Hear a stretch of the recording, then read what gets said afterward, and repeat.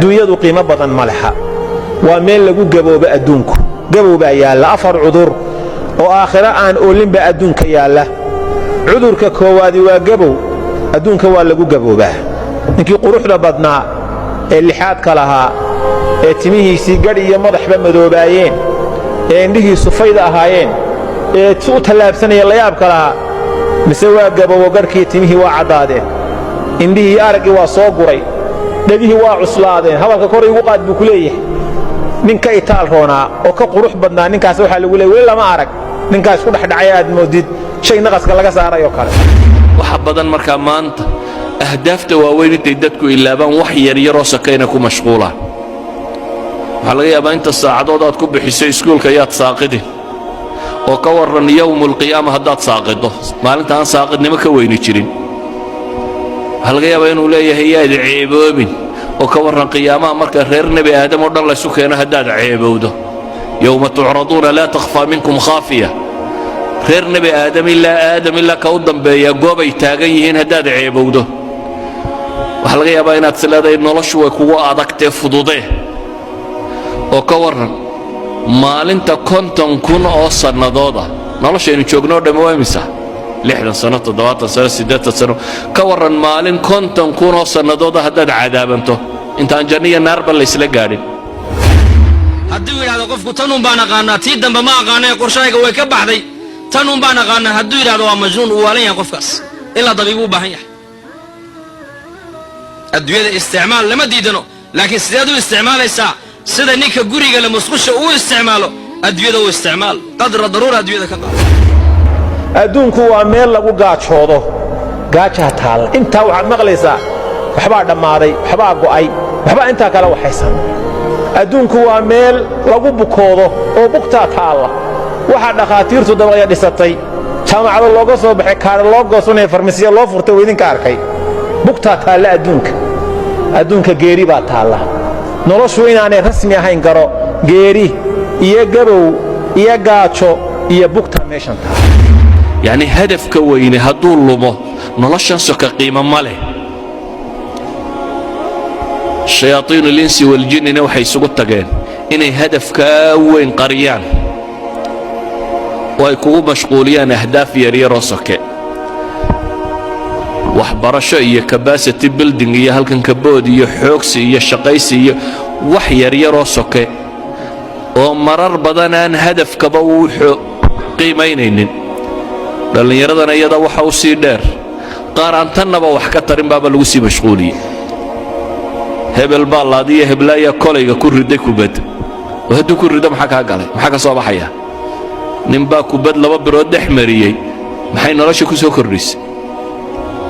gool baa la dhalay maxay nolosha ku soo kordhinaysaa aakhirana wax kama tarto adduunkana wax kama tarto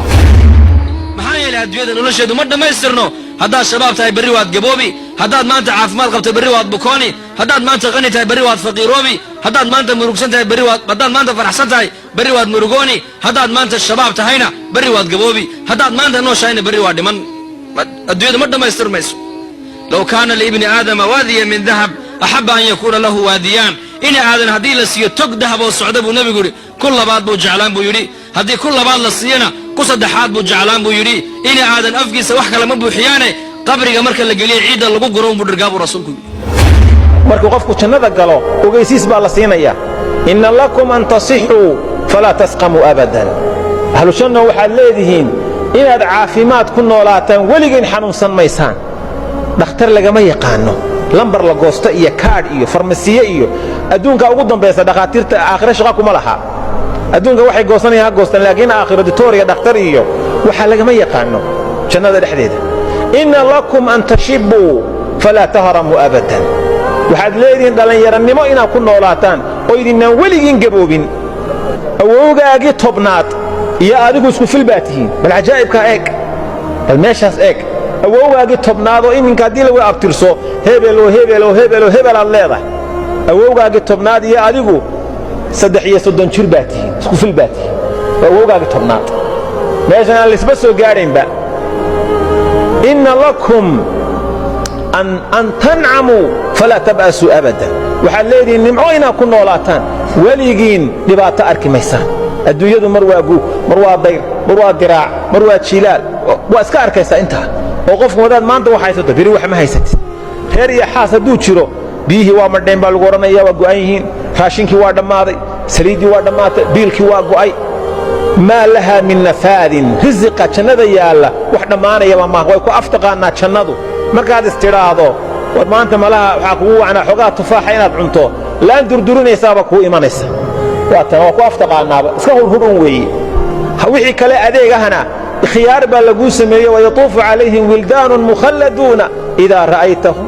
xasibtahum lu'lu'an manhuura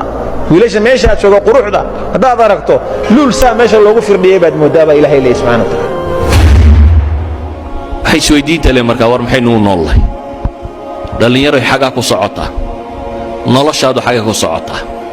jaamacad baan ka baxay shahaadad baan qaatay shaqo fiican baan helay war waad tegaysaayo waxaasoo dhammi waa maalmo waxaasoo dhammi kam labistum cadada siniin baa lagu weyddiin doonaa labitnaa yowman aw bacda yowm fas'al ilcaadiin baa ku xigta